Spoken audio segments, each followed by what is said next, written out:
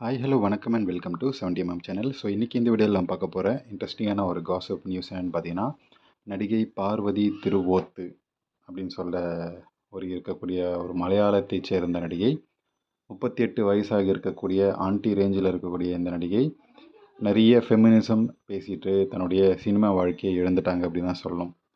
So 2013 இந்த நடிகை அந்த மரியான் திரைப்படம் இருக்கும்போது என்னை ரொம்ப படுத்தி எடுத்துட்டாங்க, பீச்சில் நனைய சொல்கிறாங்க, அப்புறம் நனைஞ்சிக்கிட்டே ஆட சொல்கிறாங்க அப்படின்னு சொல்லி பேசினாங்க. அப்புறம் எதுக்கு காசு வாங்குறீங்க அப்படின்ற ஒரு கொஷின் இருக்குல்ல. காசு வாங்கிட்டு தானே நடிக்கிறாங்க, நடிப்புன்னு வரும்போது கஷ்டங்கள் இருக்கத்தான் செய்யும். அதில் நடிகை பார்வதியோடைய தொப்புள் தெரிஞ்சிருச்சான்.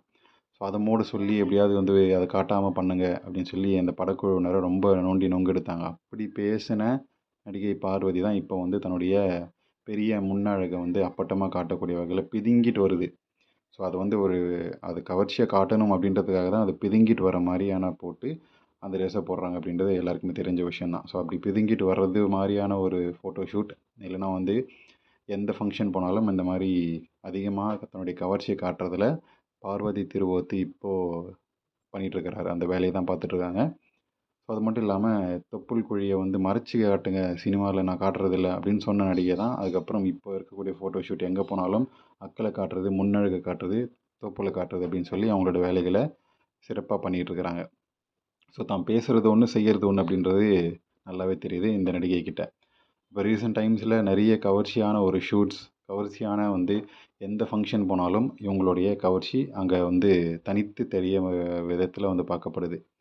38 வயசாக இருக்கக்கூடிய நடிகை 2015 ரிலீஸ் ஆன சார்லி திரைப்படத்தின் மூலமாக ரொம்பவே ஃபேமஸ் ஆனார். அது வரைக்கும் மலையாளத்தில் மட்டுமே நடிச்சிட்டு இருந்த நடிகை 15க்கு அப்புறம் ஒரு சவுத் இந்தியன் லெவலில் நிறைய நல்ல ரெகக்னேஷன் அப்படின்ற நல்ல நடிகை அப்படின்ற ஒரு பேர் அவங்களுக்கு கிடச்சிது.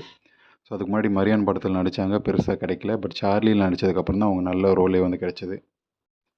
ஸோ பெரும்பாலும் மலையாளம் பேஸ் பண்ணியிருக்கக்கூடிய அந்த சினிமா மட்டும்தான் அவங்க நடிச்சிட்டு இருந்தாங்க. ஸோ மலையாள சினிமாவில் அதிகமாக உடல் தேவைக்கு பயன்படுத்திக்கிறாங்க நடிகைகளை அப்படின்ற ஒரு குற்றச்சாட்டை ரொம்ப பகிரங்கமாக வச்ச ஒரு நடிகை திருவோத்து, இந்த பார்வதி திருவோத்து. ஸோ எந்த அளவுக்குன்னா, நடிகைகள் படுக்கையை பகிர்ந்தால் மட்டும்தான் வாய்ப்புகளே கிடைக்குது, நான் மலையாள சினிமாவை வெறுக்கிறேன் அப்படின்னு சொன்னாங்க. ஸோ அதோடு அவங்களுக்கு மலையாளத்தில் வாய்ப்புகள் சுத்தமாக மறுக்கப்பட்டுருச்சு. ஸோ இவங்க கடைசியாக 2024, 22 அந்த டைமில் தான் அவங்க ஒரு சில படங்கள் நடித்தாங்களே தவிர, அதுக்கப்புறம் அவங்களுக்கு பெருசாக பட வாய்ப்புகளே வரல.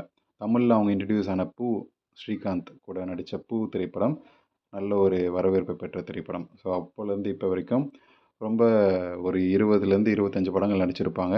ஸோ அதிகமாக ஃபெமினிசம் பேசுகிறாங்க அப்படின்றதுக்காகவும், ஸோ இவங்களுடைய இந்த பேச்சுக்காக, அதுக்கப்புறம் இவங்க செய்யக்கூடிய செயல்பாட்டுக்காக பொதுவாக பொதுவாக டைரக்டர், ப்ரொடியூசர்ஸ், ஆக்டர்ஸ் எல்லாருமே நடிகைகளை படுக்கைக்கு பகிர சொல்கிறாங்க அப்படின்னு சொல்லி ரொம்ப ஓப்பனாக பேசினதாலும், இவ்வளோ ஓப்பனாக பேசின நடிகை யார் கூப்பிட்றாங்க, யார் செய்ய சொல்கிறாங்க அப்படின்றத மட்டும் சொல்ல மாட்டாங்க.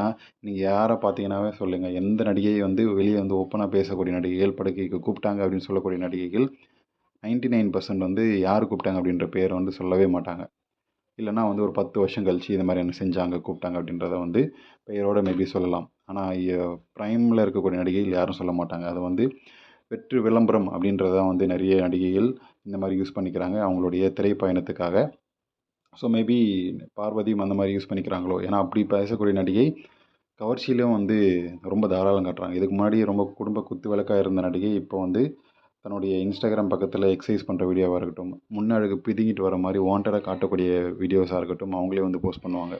ஸோ 2 பக்கம் காயின், 2 முகங்கள் இருக்கிற மாதிரி நடிகைக்கு ஒரு பேச்சு, செயலில் ஒரு பேச்சு அப்படின்ற மாதிரி தான் இருக்குது.